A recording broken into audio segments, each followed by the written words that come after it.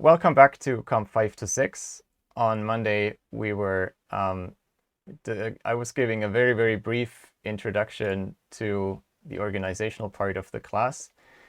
And I had to stop short because I wanted you all to do the prior knowledge survey.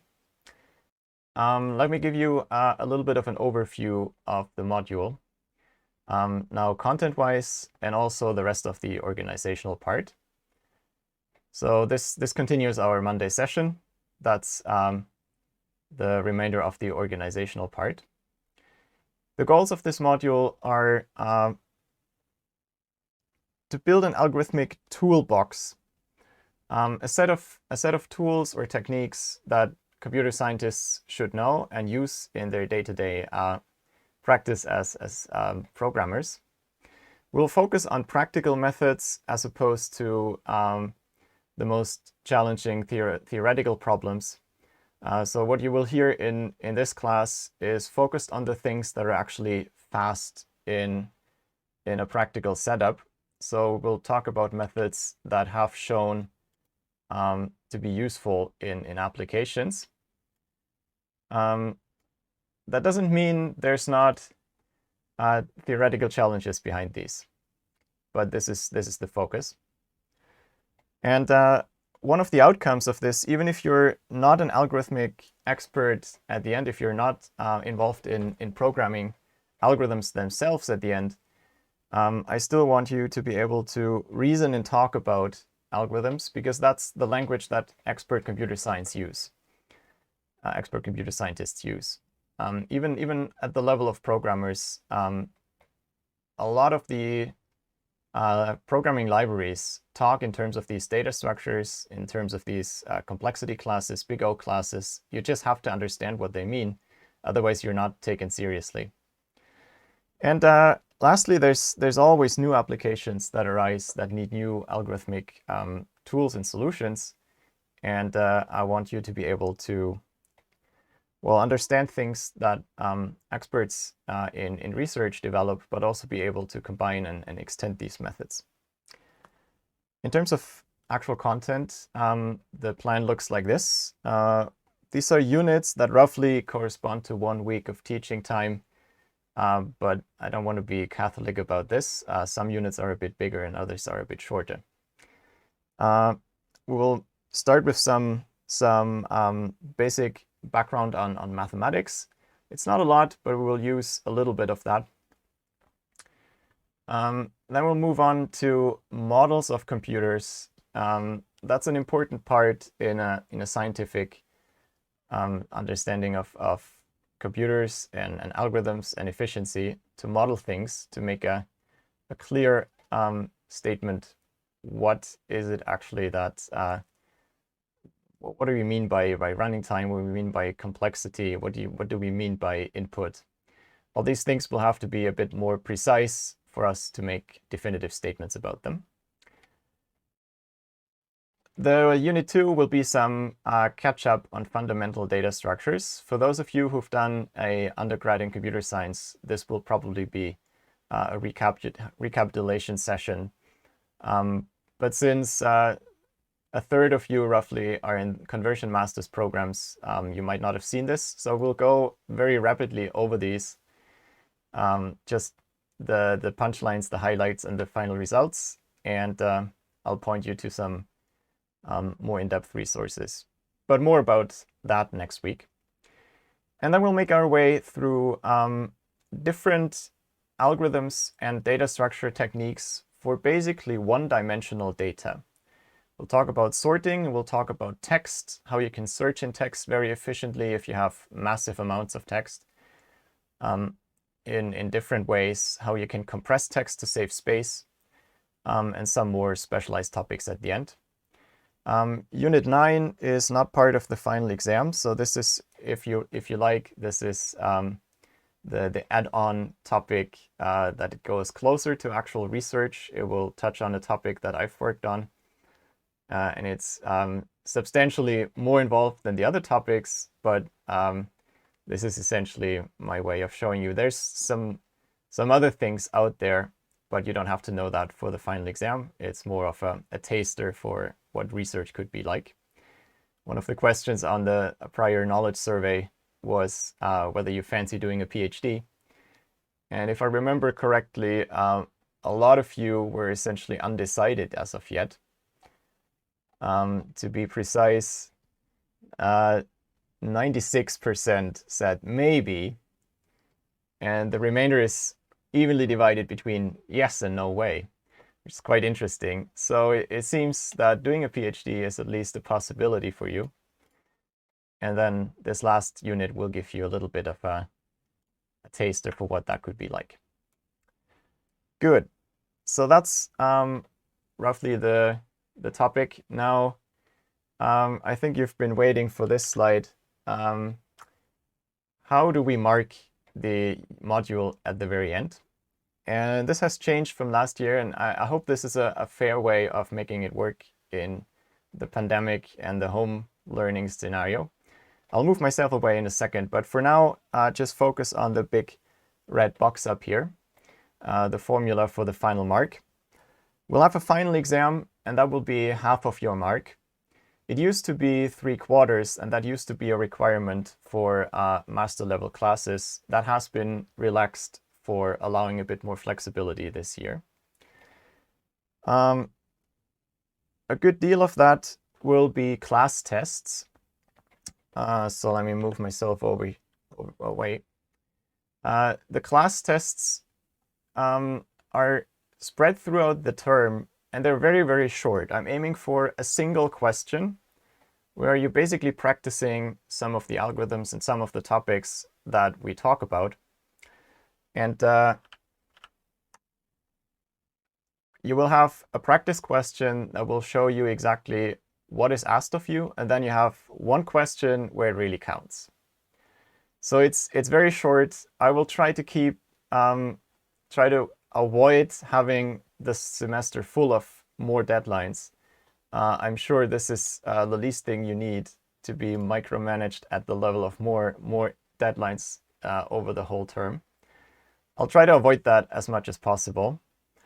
But you should really think of this as being a way to offload weight from the exam to things you can accumulate over the term at a time that's convenient for you and with a very fair way of practicing before it really counts.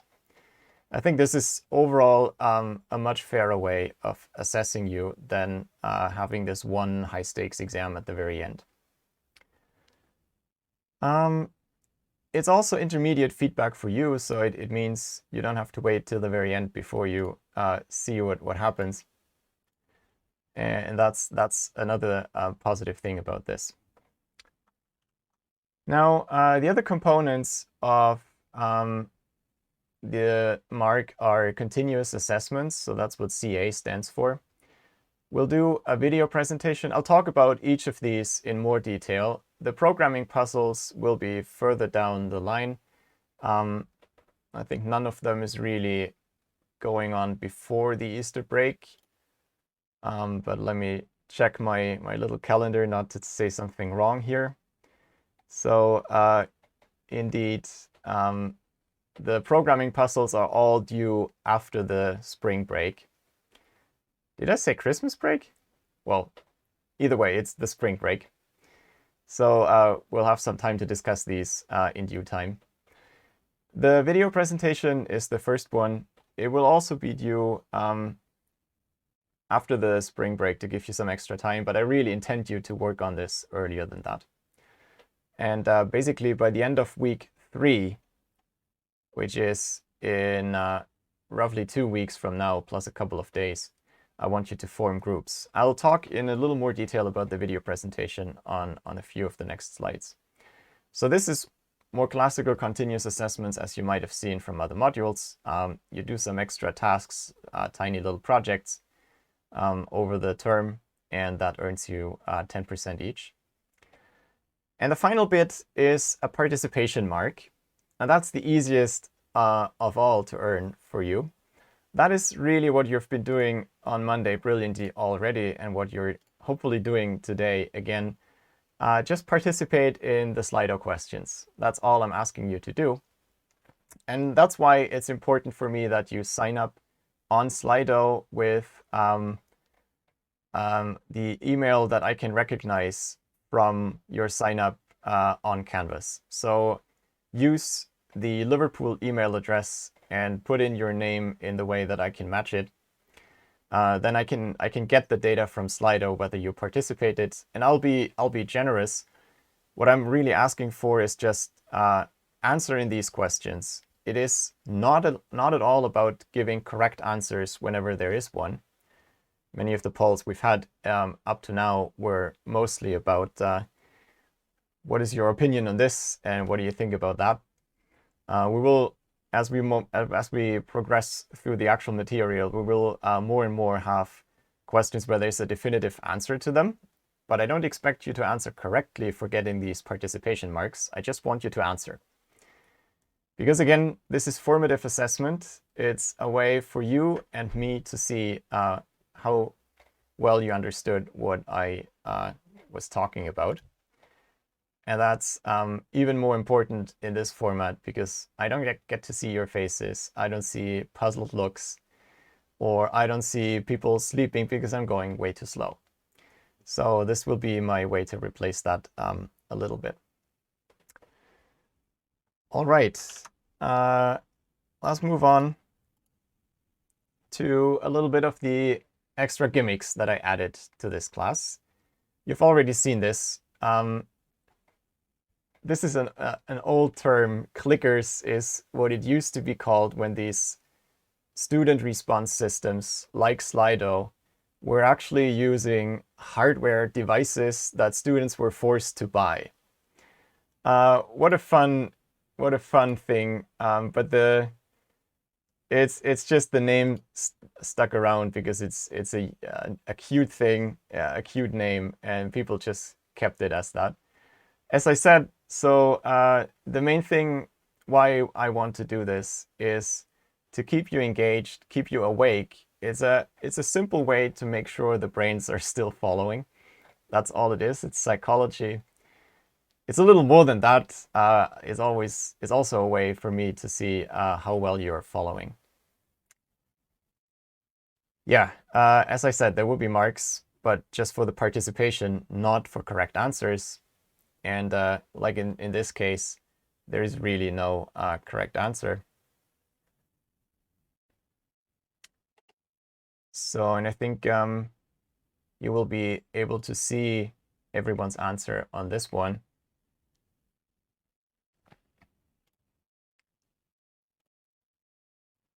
So I'll give you a minute or so. I think it might be a bit more than 29 people. But it's interesting that despite the pandemic class or the pandemic intake, who have spent so much time online, I guess most of your teaching might really have been asynchronous lectures as opposed to these live streams. And that might mean that there was less of a desire for lecturers to use such systems. When I asked that question last year, I would have to lie to say that I remember the exact numbers. I used the same system last year, you know, the good old times when we could all be in one room together. With the iteration last year, it was even more extreme. Like almost no one had used the system before. That's quite interesting and quite telling in a way, because there's massive evidence that these little questions to keep you awake are super effective to, well, keep you engaged, improve participation, and improve people staying connected to the class and even learning better. All right. The next thing on the list is CampusWire. I've mentioned the platform before. I've shown you my screen before. So what is CampusWire really? It's, in a sense, an online space, if you like this term, or it's a communication platform. It has similarities to things like Slack and Discord in that it's a chat room organized by topic where people can hang out, but also work productively and collect thoughts. It has an additional thing that these tools usually don't have, and that's the class feed, which is specifically for question and answers.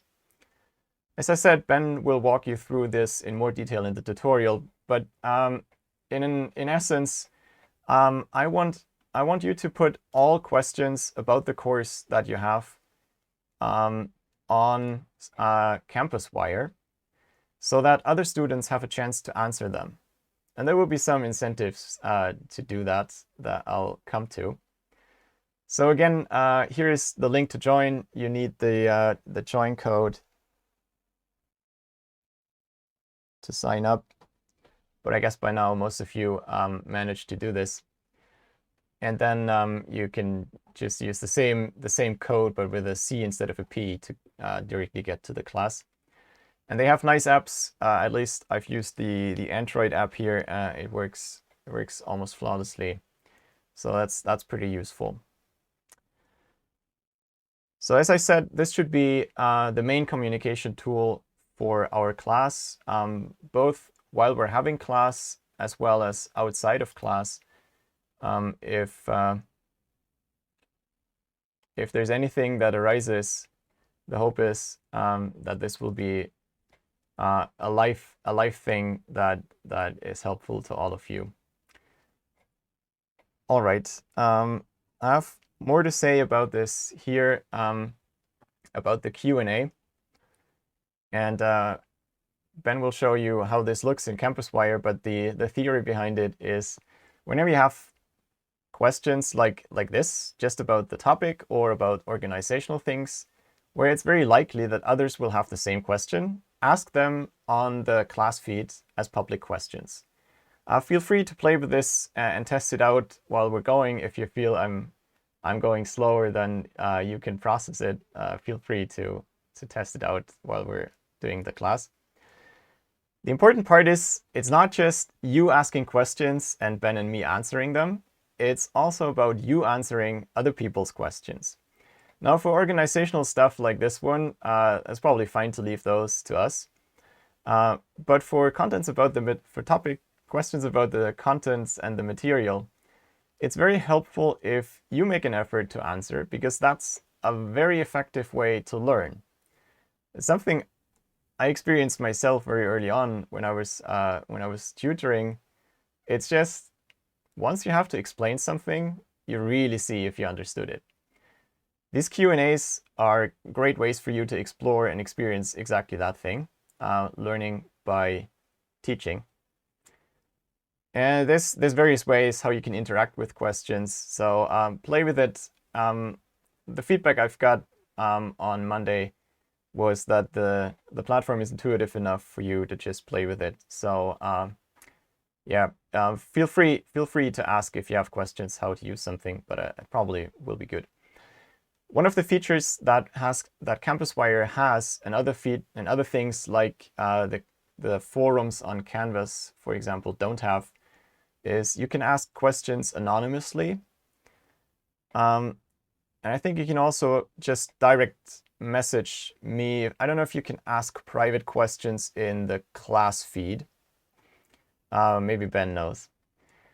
So if use private messages if you think you would spoil with your question some assessment or some tutorial problem, or if it's only relevant to you. I would still say rather use direct messages on CampusWire than email, because it's usually easier to get a quick reply. And you have the chance to ask maybe Ben and myself, so that's double the chance that someone answers rapidly. A little bit more about the goals of this Q&A. My goals are, I want to be fair, so this is more relevant in a face-to-face setting than it often happens in office hours, in the traditional sense that some people get an answer and other people get a different answer. I don't want this. If you have this centralized Q&A system, everyone gets the same answers, and that's fairer. I mentioned this already. You learn a lot by giving answers, so please do that. And well, this is another thing about just not only anonymous, it is also more inclusive if you allow people time to ask. Now we already have different forms on Slido. You can ask questions, and there you can also take your time. In a face-to-face setting, this was more relevant. Being inclusive was more relevant, but it still is in a sense if you look at the answers. So this is all things that I like about Campus Wire. So these are our principles. So what we will do is I'll try to redirect questions to the class feed if possible. And Ben and I will wait before we answer anything. So that's an important point if you feel we're just slow. If it's a question about material, on purpose, we will wait a couple of hours or a day before we answer to give other students a chance to answer first. But what comes from that is you might get a student answer and you're not sure if it's accurate. Well, you don't know each other, and even if you do, how sure can you be about the answer? That's why Ben and I will make an effort to explicitly mark good answers and also good questions. As such, there's a feature on the platform for that. Essentially, by upvoting as an instructor, you get the official stamp that this answer is factually correct. And if it needs additional comments, we will just put those comments there. And finally, this is a little bit of gamification and incentive for you to take part in this. To get this going, I will give you bonus points for essentially the class test mark, which is a good part of the final mark. So this is worthwhile doing. You get some points whenever a question is marked as good, and we'll be generous with that. It's just to prevent you from spamming us with nonsense. You will also get points for answering. Whenever that answer is accepted as a good answer, you get 20 points. And there's extra points if your answer is so good and comprehensive that we don't even have to clarify anything. That makes up to 40 points per answer. And you see, with 100 points, you get 1%, just a +1 on your class test mark. So if you participate in this lively, you will have a chance to decently boost your class test mark with that. I hope that's incentive enough to keep this going. I'm also convinced that you will just profit from especially answering questions on Campus Wire in terms of your final exam mark, just because you will understand the material better. A little comment about the video presentation, even though it's still a little way to go. The goals here are to engage you with research literature. It's a scientific course, so it's important to also touch a little bit on actual research and cutting-edge research. And I want you to do this for one particular topic. Now, I know not all of you will be interested in a career in research, and many of you might not really need this skill. So I'll give you a lot of leeway to choose a topic that is personally interesting for you. And that way, I hope that you will find this an actual enjoyable task. And by the way, I want you to experience some new ways of disseminating knowledge. In a sense, again, this feels a bit outdated. I mean, well, I don't know. Maybe this is a question I should have asked. How many of you have done a YouTube video and uploaded a YouTube video? Maybe this is something for the back channel. Shout out if you want, if you're an active YouTuber. I mean, all of you will be watching YouTube videos, but how many have created one? Maybe that's just an interesting question. So this is your chance to become an active YouTuber, at least for one video. You will do this in groups, 3 to 4 students. So your first task is to find a group of students. I realize this is much tougher this term, so we will try to use the tutorials to help a bit with that. And I shifted this back a couple of weeks. Used to be much earlier last term, but I think it's helpful for you to first get to know each other a little bit and then have a way to form groups. And if this is desired, I can also assign people randomly to groups. That's totally fine. And then you will select an article from essentially Communications of the ACM.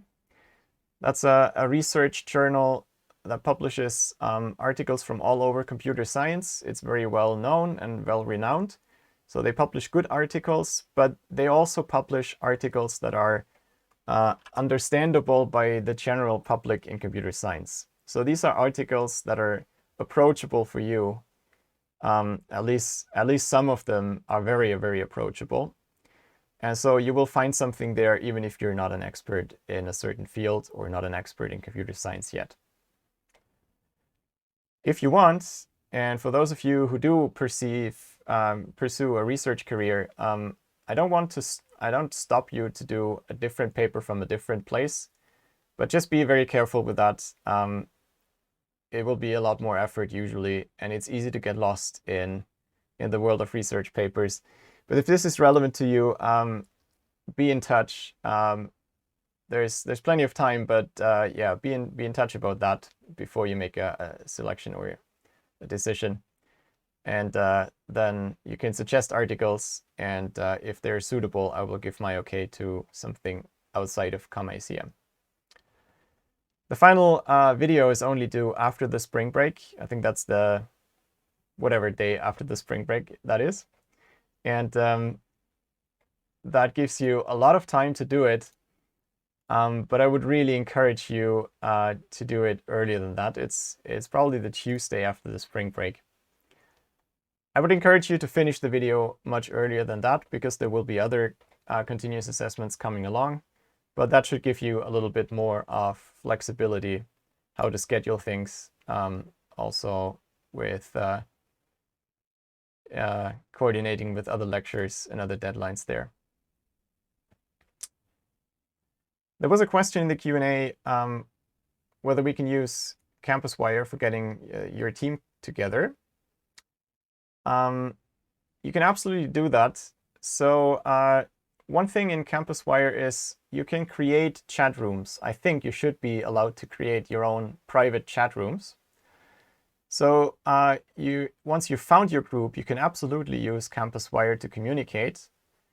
For getting a team together, in terms of finding others to collaborate, maybe we'll just create another public channel for finding groups, if that's helpful. I'll think about it a bit, what's the best way to do it. I think spamming the classroom is maybe not so helpful. And we currently only have the social and off-topic chat room. Maybe let me just add this right now.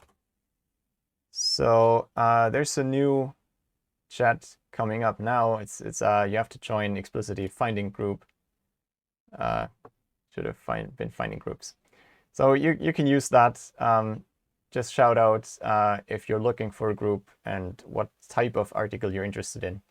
Maybe that's a way to get started, get a conversation. All right. That brings me to the last comment on the organizational side before we can start with some actual material. I want to comment a little bit on the philosophy of this module. And I want to do this in form of a comic. So maybe this is a bit too small. I don't want you to be like that guy sitting in front of a computer hacking something together and it doesn't work, or it works, and either way you have no clue what happened.